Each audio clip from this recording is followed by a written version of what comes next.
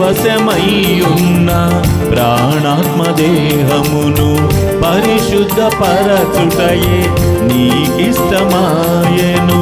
పలు వేదనలలో నీతో నడిపించి తలవంచని తెగువ నీలో కలిగించి మదిలో నిలిచావు, మమతను పంచావు. నా జీవితమంతా నిన్ను కొనియాడెదను. ఎంతగా కీర్తించినా నీ రుణమే నే తీర్చగలనా? ఇదే కదా నీలో పరవశం, మరువలేని తీయని జ్ఞాపకం.